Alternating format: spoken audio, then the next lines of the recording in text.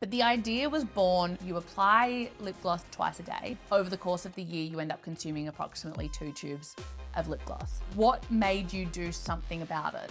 We didn't want to launch just another lip balm. It kind of made sense to marry, beauty and wellness into that one product. Just knowing that you have to have such a strong point of difference to launch a brand in such a crowded market. We had a huge fuck up with our initial product run. We just kept hustling, working as if we were going to restock. We've never actually spoken about this before.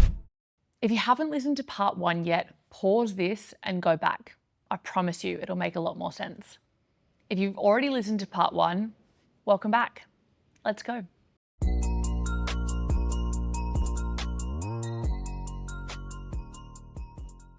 Over the period in which you were sold out, how did you feel that time? Because you were initially anticipating that it's like a month, right? So you can kind of keep social comms going. You can kind of keep the conversation going, being like, it's only a month, guys, place your pre-orders, all of those things. But how did you manage the 3 months being completely sold out?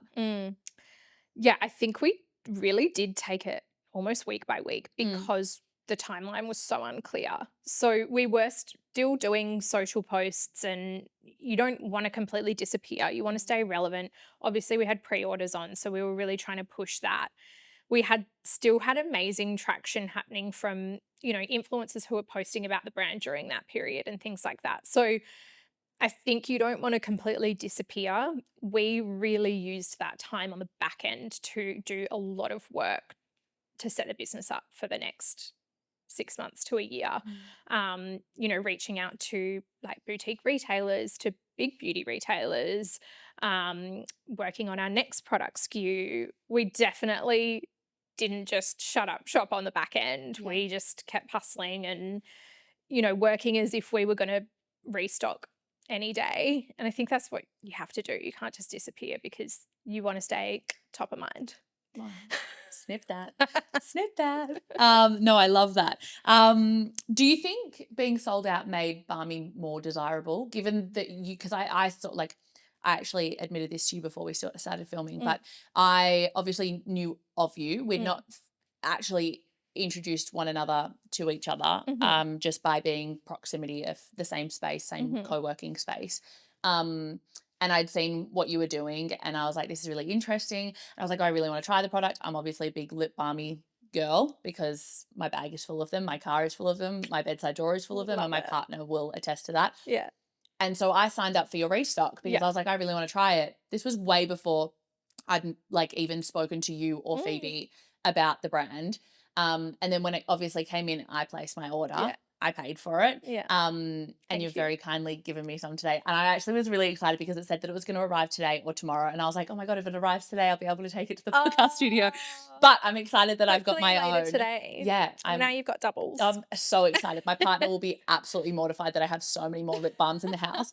But I feel as though, when the excitement around the restock and everything like that, like I saw how many other people were posting about your product. I saw other people talking about it online, which created that hype. So do you think that having that online presence outside of your own voice helped with building the demand for it? Like, have you seen that with Restock now of like more and more people purchasing? Yeah, definitely. We were able to build up, that wait list like you, during that time. So yes, I think it does help build demand. However, I don't think it's necessarily the best for conversion because I definitely get a bit put off by pre-order personally. If I want to buy something, I want it immediately. So I'm probably not as likely to place a pre-order. So while yes, it was good because it built hype and now those people can transact. So hopefully we haven't lost them as a customer. But I think ultimately like nothing beats availability and accessibility and being able to get it when you want it, especially in this day and age. They can just walk up the road and get another one. Totally. And especially like it kind of leads me to my next question around lip balm. Like we've spoken about how much I love it. You've seen the variety of brands that I have sitting in my bag, now including Balmee in the mix. I feel as though lip balm isn't really, or it's not really a category that people have like their like die-hard loyalty to one. Like we saw when Rode launched, people were like, oh my God, I'm going to go and get it. And then probably 3 months later, they're going to be like, the hype's died down. I'm happy to just go back to the one that I was using previously. Or like, I'm not going to bother trekking it into Mecca and George Street to go and get one because they don't have it in any other store. Yeah. And I need one now. Yeah. So how did you guys navigate the idea that, or how do you intend to build loyalty in a category that typically doesn't have loyalty in it? Yeah. Well, I think that is like the fact that it doesn't have loyalty is the exact reason there was an opportunity for us to enter the space. And how I guess we plan to build loyalty around that is, you know, it's not groundbreaking, but just creating a world in which people want to be a part of. You know, we want to create that community and hub and space that people feel like they can really connect to our brand and they know what we're about. And I'm really proud to say that so many people have told us that they, you know, take one look at our Instagram or our website and they feel that and they know exactly what we're putting out there. Like our tagline is good for you, and that isn't just about a product or ingredients. That's about so much more than that. And we want to create this environment where you feel good and whatever that means for you. Like, you know, I know you're really into your fitness, so like that's good for you. I'm really into my wine, so like that's good for me. Do you know what? Can I tell you, with the tagline "Good for you," I love it because the way in which I read it, you know, when you like can read things and you're like, you read it in someone's tone of voice or whatever.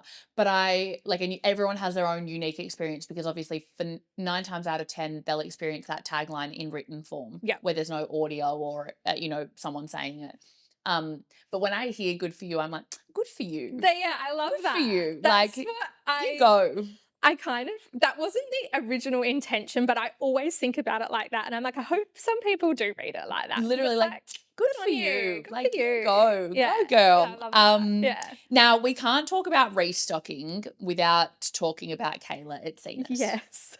Insane. Wild. Like, literally just happened over the weekend. Yes. I was following along with my breath held and I was like cheering from my lounge room for you girlies because obviously now I follow you both on your personal, but then also the business. And I was like, go, that is amazing. Like, Kayla at Cenas, she has 15 million followers on socials.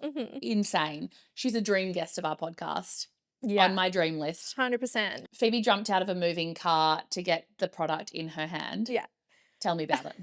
It was honestly like, talk about divine timing. So I was going to visit Phoebe on the Gold Coast.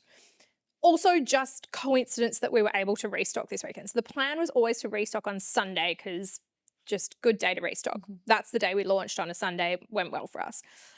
On Saturday, I flew into Brisbane because there are no direct flights from Perth to the Gold Coast, which I didn't realise. Phoebe was going to come and pick me up from the Brisbane airport and we were then going to go to the Carlisle for lunch. She was running late, so I was like, I'll just get an Uber and meet her.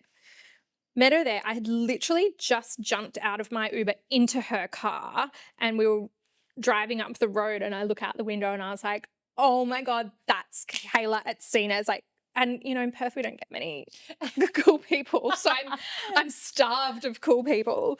So I was like, oh my God. And poor Phoebe, I mean, I could have jumped out of the car too, but she was on Phoebe's side by that point. I'd grab a lip balm, give it to Phoebe, a fresh one, and give it to Phoebe. I'm like, get out of the car, go and give it to her. And she was like, okay. Just runs up the road. He's like, Kayla, like turns around and she's like, are you Kayla? She's like, yeah. And meanwhile, I'm like, Josh, Phoebe's husband's driving the car. I'm like, pull over, I need to get out. And she's like, oh, I'm sorry to interrupt you. I just really wanted to give you my lip balm, and just told her a bit about the brand. Wow. And Kayla said, this is crazy. My lips are so dry. I need a lip balm right now. So that's great. And then, you know, and she was like, I don't want to take up your time. Like, I'll leave you to it. Didn't, you know, want to hassle her or anything. And we kind of just were like, oh my God, that was really cool. I wonder if anything would come of it. And then I just went to look at to see like how many followers she has.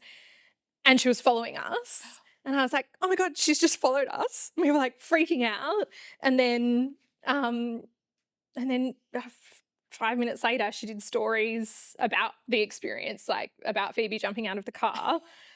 So then, of course, like we start getting all these followers and sales are coming through, and we've obviously did content on it as well. So we were trying to just get on it. Time was of the essence. And then she ended up resharing our reel as well. So we just had a lot of traction. That's the, biggest views we've ever had on our on our content. I saw the So, views. I think I checked it on Sunday and I was like, yeah, it's massive. crazy. Yeah, yeah. So then she did, this is what I really loved about it. It's like, obviously that's been so beneficial for us as a brand. But then she did I think it was the next day, a story post saying that, she wants to highlight female. I reposted it. Yeah, she wants to highlight female businesses once a week. So comment, I like to think she saw the impact that she had for us and was like, I want to do that for other people as well.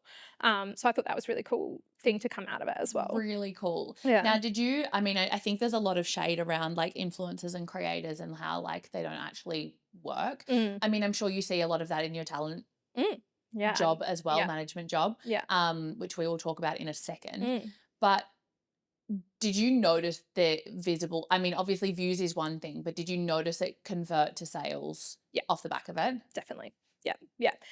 It's an interesting conversation because, there's certainly, people with an audience that you would expect to convert that don't. Yeah. And then people who are maybe more niche and small that you wouldn't expect to get certain sales or traction from that you do. But yeah, no, we definitely saw amazing results off the back of her posting. So then did you go and have a champagne at the Carla? We absolutely did. That is You're like, we've made it. That is the first thing we did. Do you feel as though that, like, I always ask people when they've started a brand, like, what's your champagne pop moment? Like, I don't drink, right? So it's like, wow, so healthy. Yeah. Well, it's not a health thing. It's more of just like it doesn't benefit. Like I don't get any benefits from it, not from a health perspective. But I used to get really anxious drinking. Yeah. When I was drinking. Yeah. Like I'd sit there and be like, does this person even like me? Even though I could sit in a room with someone completely sober and not have that thought cross my mind. Yeah. So I was like, what's the point? Yeah. This is doing more harm than good for me. Yeah. So I don't drink, but like I always ask people, what's your like champagne pop moment for like the business success? Because I think that especially as female founders, but I feel as though most founders experience this where they go, there's just the next milestone or the next thing that they want to hit and they're like, oh, well, we're, we've not gone into Mecca yet, or, and so it's like, we're not celebrating just yet because we're not where we want to be. But I think that there's various milestones along the way. Like I talk about it all the time in the sense that you can be really content and happy with where you're at the moment and celebrate those successes so far, but then also still have your eyes on where you want to be. Big goals. Do you feel like that was a big champagne pop moment for you? I think so, yeah. I think that was, the most eyeballs we've ever had on the business, and as a young brand, you need brand awareness. So that was huge for us. But I think we are pretty good at celebrating even the little wins. We have a WhatsApp community, which is me and Phoebe in the community. Love. So that's how we organize all our chat. We used to have like one WhatsApp group and then it just got too hectic because we're talking about 500 different things. Yeah. So we have different chats for different areas of the business, and there's an announcements chat, which is just like naturally there from WhatsApp. And so anytime, we hit any kind of milestone, we'll put an announcement in the chat. So we have all these milestones for the business, and whenever we can be together to celebrate those things, I think you've got to celebrate the little wins as well. No, I love that. What's the point? I love that. I actually saw the WhatsApp hack on Layla's TikTok. Oh yeah, because Phoebe went for a walk with Layla. Yeah. And shout out Dr. Diamond. Yeah. She will also be She's a guest amazing on this podcast soon. But Layla was doing 52 walks with 52 founders, which I think is such a cool concept. Yeah. And she met with Phoebe. Yeah. And Phoebe shared the hack that was setting up a WhatsApp community just for like your own team and dividing all of those things into different things. Because you're right, things do get lost and conversations do get lost and milestones do get lost. Content gets lost too. Yep. Like I know for me, like especially launching date night, like I started a folder in my photos, which is like screenshots of people's comments or DMs that I've got, because I'm like, otherwise they just get lost and we can't use them again. So I think it's such a clever hack for all businesses to utilize that. Yeah. I'm big on anything organizational that you can do to like make your life easier in the long run. Were you also then a big Officeworks girly at school? Oh yeah. Okay. Love like contact papering the folders. Absolutely. I love that. I feel like you can pick them a mile away when someone goes, I love organization, and you're like, did you like Officeworks at school? And you're just Major. like huge. Major. Now I want to quickly talk about your job, Mm, your full-time job. Yeah. Because Balmee is not your full-time job. It's not. We call it your full-time side hustle. Correct. Your full-time job is talent manager. Yes. How do you balance the two? Because they're both, like, we joke about it all the time. Like, I feel like I have 5 full-time jobs at the moment. Totally. How do you balance the two? It's definitely tough. I think it takes a lot of not willpower is the wrong word, but self-discipline perhaps, because I work, I'm in an office probably like 9 to 10 hours a day if you include the commute time, and I'm doing a full-time 9 to 5 job. So then when I get home from work, that's Balmee time, or before work, but ideally that's exercise time, but Yep. depends on the day. Yeah. Depends on how many wines the night before. Correct. Yeah, I get it. So it's really at the moment Mhm. it's coming home from work, having dinner, doing all that, getting organized, and then back to work, and sitting at a desk and trying to just pump out what you can. Without, I really don't try to work too late, because I'm just the type, I need sleep and I will not function. I won't be able to do both Mhm. effectively if I don't do that. So I've learned not to push myself too hard with it. There are Mhm. always going to be nights that you just have to probably work later than you would like, but I try and use that time really wisely. And then on the weekends, that's when I love working on Balmee, because I have the time to just do it properly and not be stressed about going to bed at a certain time. And I almost like, it never really works out that way, but I like to treat that as a work day, but it's a balmy work day. Yep. Whether that's Saturday or Sunday or both or whatever's going on, and I really enjoy it. So it doesn't, like, yes, you do get tired and you do get burnt out at times, but it doesn't feel too hard to do that. And weirdly, the time I love working on Balmee the most is when I'm on a holiday. It's like so random, but whenever I'm like Your on a brain holiday, feels I'm like switched off. cool by the pool with my cocktail and my laptop, and like Literally. that's the vibe for me. No, that's literally the same. I feel so seen in what you're saying, because I'm the same. Like, I've had so many people being like, you need a whole weekend off. Like, and I'm like, no. No. Because I also feel as though, like, I'm a big quote fan. Yeah. But I feel as though, like, the idea of burnout as well is like, Mm. the difference between burnout and working hard in my mind is working hard is, it might have like an end, like it might just be a birth, and then you've got like this relief. Yeah. There's like, okay, I'm working towards a deadline, and it's like once that's done, things will calm down a little bit. They might then ramp up afterwards, but there's like an end goal in mind. Hello, me again. If you keep coming back to top of mind but still haven't hit follow or subscribe, this is your sign. You have no idea how much it means to me. The more follows we get, the better the guests. The more conversations we can be having, the more you can learn for free. Win-win. So go on, hit follow. I'll wait. Okay, now back to the episode. Burnout happens when there's no end goal and you're not working on things that you're passionate about. Totally. And I feel like when you're passionate about draining. something, you work all hours of the Yeah. night. Like, I'll sit up and timestamp my podcast at like 9 o'clock at night, and my partner will be like debriefing, like not debriefing, like switching off after his Yeah. day, watching something. And I'm like, that's cool. But like, for me, I need, like, that's my time, and I love doing it. So I agree. Now, you mentioned before around relationships, and like relationships essentially, I feel like throughout this whole podcast has been like a bit of a theme of like, with your co-founder, how you found your manufacturer, strong communication and great relationships is such a big theme in everything that you're doing at the moment.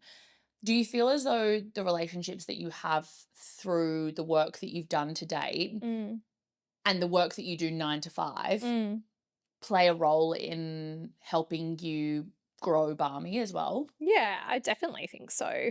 I think, Phoebe and I are both really lucky to have worked in the space. We have connected with a lot of, influential people, whether that's traditional influencers or, a beauty editor or just someone who works in the industry that can introduce you to the right person. So I think, like, yes, absolutely what I do at the moment in talent management, that's beneficial because I've got great relationships with amazing talent, but it's also the relationships from like actually literally the very first job I ever had in Sydney, the the owner of that business reached out to me yesterday about wanting to invest in Balmee.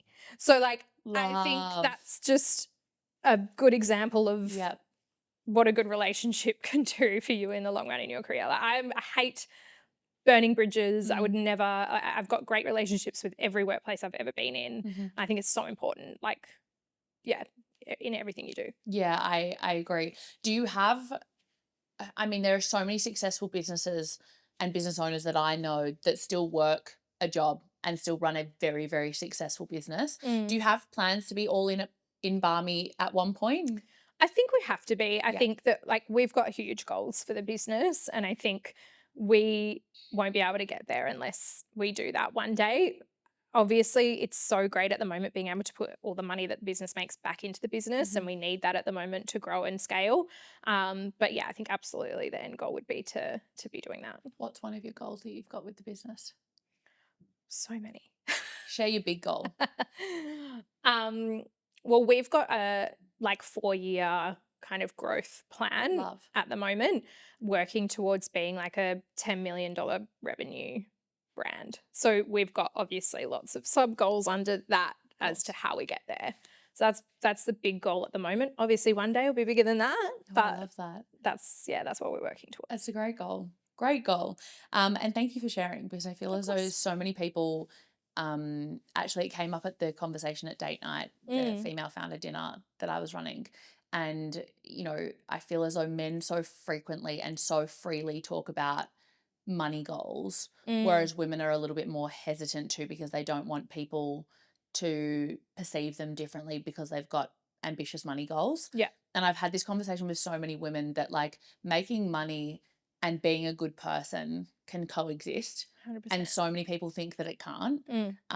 So yeah, I really appreciate you talking so freely about that. Well, I Now, also, sorry, just no, on go that, for like, it. I feel like as well, women so often aren't included in the conversation about money. I mean, it wasn't until doing all of this that I did start having those conversations. And to be honest, it is a lot of like my male friends that will come and talk to me about it, not my female friends, because none of us have been in those sorts of conversations. We don't really know what's feasible, what's doable, and to feel confident to talk about numbers like that and that you can get there. So I think it's about having those conversations with women. Agreed. Yeah. I also like there's so much science about, and I'm hung up on this at the moment, like the last few months, is that like there's so much science in putting your goals out there.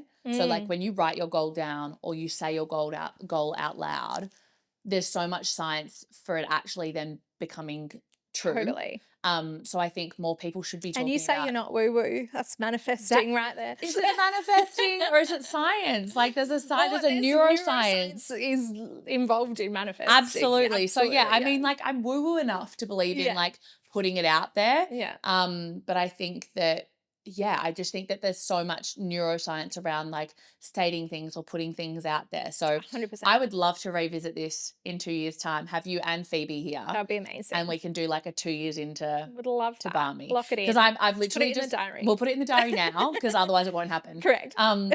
No, I literally have just started having my repeat guests on from when we first started so in you're having Soph 2024. again. Yeah. So I've got Soph coming back, founder of Soul Tonic. I had Alexis come back. She has the podcast Do You Fucking Mind? Yeah. Amazing. And they're two good friends of mine, but it's so nice. I've listened to both episodes from when we first launched in 2024. And I was like, wow, we're such different people now. We were at such different stages of our lives. Like, I wasn't with the person that I'm with now. I wasn't doing the things that I'm doing now, and they're the same, which is so crazy. And Soph especially, because she just got engaged. Yay, exciting. Okay. Looking forward to, I suppose, the advice that you now have, or the knowledge that you now have under your belt. If you were starting over and you had to pick a channel to launch your brand in, where are you launching? So I would actually say Instagram, which is different to what I would have told you when we started. I really thought TikTok would be where it's at and where we would see the most growth. And I think something has changed with TikTok. There was a time where it was like you could just post and fly and it was amazing. I think it's a lot harder now to get that organic traction on TikTok. And that could be by nature of like, I'm 33, I'm a millennial, I'm not Gen Z. So maybe Phoebe and I just don't translate on that platform. You know, maybe if you're 18 starting a brand, go TikTok. Sure. For us, I would say, and what we're selling and who our audience is, Instagram has definitely been where we've probably seen, I guess, the warmest leads and where we see conversion coming from. So, and I think Instagram. I mean, I think it's good to, Phoebe would say, make sure you diversify your platforms, be on everything. I agree. But if I had to pick one to go really hard on, it would be Instagram. Agreed. I couldn't agree more. Unless you're an influencer talent, definitely do all of them. But if I'm talking about a brand. Yeah. Knowing what you know now, if you were to be relaunching Balmee or launching Balmee for the first time, knowing what you know now, what's one thing that you would have done differently? I think probably spent a bit more time looking at supply chain and perhaps being a bit more prepared for a sellout event. Sure. I don't think I would have ordered more stock, but just having everything in place ready to go that you're not being delayed. Yeah. We've spoken about your $10 million goal. Yeah. Are you picking Mecca or Sephora? Oh, what a question. Look, we would love to have conversations with either Mecca or Sephora. That's absolutely, you know, where we want to be is in one of those. We adore beauty as well. I don't think you can pick a favorite child, can you? I was going to say it's kind of like picking a favorite child, but I was going to say as well, or are you staying independent? Because I feel as though there are so many businesses now that, I mean, Rode only recently went into those big retailers because they've made so much money staying independent. Yeah, absolutely. So I think that there's power in staying independent for as long as you can until you need that additional kind of distribution channel. Yeah. But I'm really excited to see. Yeah. Or you can go into all of them. Yeah, you could. How do you feel about that? Because I feel like there's a lot of conversation around the Mecca versus Sephora versus doing both because Rode did both. Yeah. In the US. In the US. Yeah. Look, I think that being in Sephora in Australia would probably give you like, you know, exposure to Sephora in the US, which is massive. And that's, you know, would be an incredible goal like for us to achieve. But I also think that Mecca is very much seen as the leader in the beauty retail space in Australia. And globally, everyone looks at Mecca to see what's happening in Australia. So I think there's benefits of both. And I think, you can be in Mecca here and you can be in Sephora in the US. And I think that's probably a really smart strategy. And that's absolutely like global expansion is part of our growth plan. So we will be approaching those retailers and having those conversations. And hopefully when we're back in 2 years, we'll be talking about our US launch. That's it. Stay tuned. Yeah. Stay tuned. I love it. I have a few quick fire questions to close us out. Okay. Ready? Everyone always gets a bit nervous and I'm like, they don't have to be really quickly answered. They're just more of like, I'm going to fire them off at you if you don't have a long answer. Okay, cool. But you can add context to them if you've got context. And I might even ask you a question off the back of them. Okay, cool. Okay. Love it. First question is one brand that comes top of mind for you. I don't know why this just popped into my head, but Frank Green. Love. And I think it might be because they did like little lip balm holders. Yep. Love that for you. I'm actually surprised that it wasn't another lip balm competitor. Well, yeah, that's true. But Frank Green, I don't go know. off, That sis. was just what was in my head. That's great. What's the best piece of advice you've ever received? This is like not what someone's told me personally, but the best piece of advice I've probably heard is done is better than perfect, which I'm pretty sure I heard Pia Mann say that. Yeah, I say it all the time too. Yeah, it's not something that, like, I'm a bit of an overanalyzer. So it's something that I need to remind myself all the time. Love. Worst piece of advice you've ever received? Not move to a different state from your co-founder. Works just fine. Love it. Love it. If you or your business had a theme song, what would it be? It would be, I don't know who the artist is, but $1 Million Baby. Oh my God, love. Because that is, well, obviously that's a $1 Million Baby right there.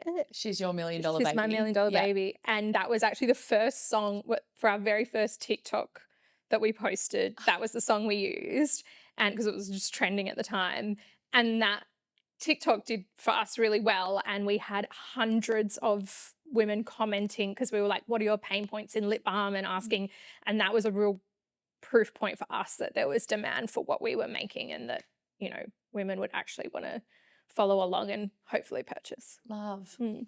We're going to clip that and put that as the soundtrack Yeah, cool. underneath. That'll be the like soundtrack for your trailer. Love it. If you could work in any other business for any other founder for a day, who would it be? Grace Beverly.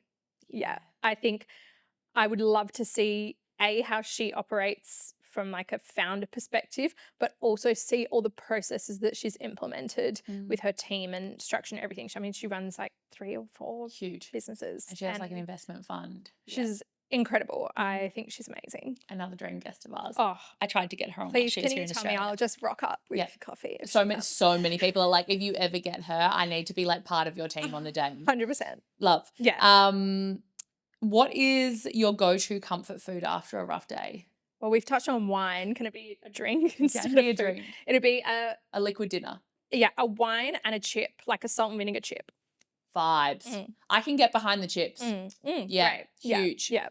I don't know if you've seen this, and this is a slight detour, but the charcuterie plate on chips.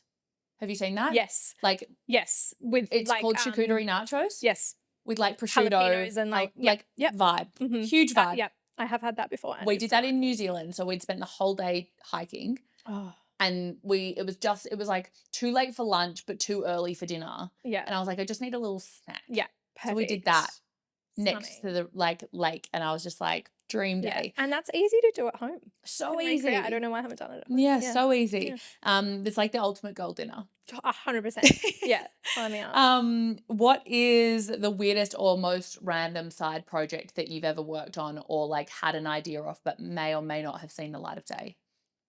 There was one point where I tried to create, like, I love like to-do lists and organization and planners and things like that. And I tried to create, maybe inspired by Grace Beverly, like a to-do list schedule planner to sell on Etsy. Love. Did you launch it? I think I posted it on there, but I did absolutely nothing to market it, and it didn't go anywhere. So that was it. Vibes. We love that. We love that. And now look at you. Yeah. Look at me. Now look at you. What is one thing that you think that keeps a business or a brand top of mind?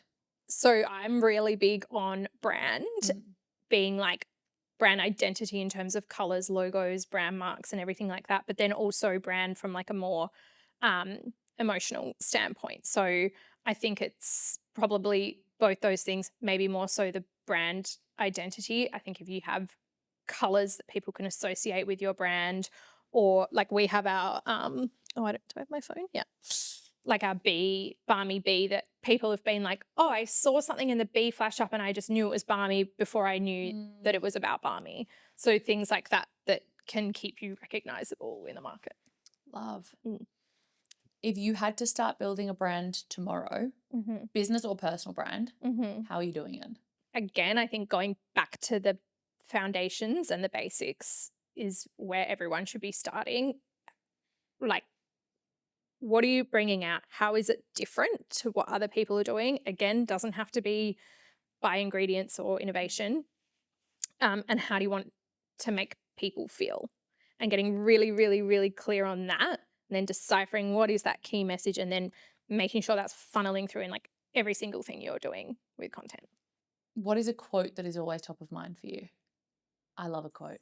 Yeah, I love quotes too. I used to have this is so lame. No, tell me. I still have it. I used to have a quote book, and I would write, and I started it when I was like maybe 16 or 17, and it'd be like live, laugh, love, like those ones back then. And then I just, every time I hear a quote or read a passage in a book that I like or something like that, I would write it in the book, and I'd had it for years and just kept adding to it. I don't use it anymore, but maybe I should revisit it. But I love a quote. Love that. I have that on my notes app. So I have one note that's just quotes, and whenever I see something, I'll write it in there. Yeah. It's pages long. Wow. Pages long. I love that. What's your favorite quote? Go-to quote? Quote that you always refer to? Something I feel like I've been thinking about a lot lately is stay ready so you don't have to get ready. And that's like everything, business, personal, everything. My dad said that to me all the time. Oh, really? Yeah. Love He's that. like military, so he's like, stay ready so you don't have to get ready. Yeah. Yeah, No, I love I it. totally get that. 10 years from now, last question, 10 Yeah. years from now, what do you hope people say about Ali? I hope they say, oh, isn't that the girl that sold the lip balm brand for $100 million? Love. Absolutely. 10 years time, get her back on this podcast. Talk about the acquisition of Balmee. Absolutely. The Australian version of Road. Yeah. Love that. No, that is such a good way to end it. Ali, thank you so much for sitting with me. I can't believe it's been 90 minutes. Time has literally whizzed We past. love to yap. We do love to yap. And honestly, if I didn't have a time cap, I'd be here all day. Yeah. I cannot thank you enough for coming today to talk to me. I know you've come straight off a flight. Yep. You're the first cab off the rank this morning. Oh, amazing. And I cannot wait to watch your brand, or yours and Phoebe's brand, grow. It is so inspiring to see other women just going after it and just doing their thing whilst being in another job. And I just think that, you know, the sky's the limit with you guys. Like, anything truly is possible. And I cannot wait to be a bystander / cheerer on the sidelines. Well, back at you. What you do is amazing. You have so many different things going on, and I'm so excited for you. Thanks. I love Angel. this. Love this. Love this for us. Love this for us. Thanks for joining us for another episode. Remember, you don't win by posting more. You win by being the name they think of first. Stay top of mind.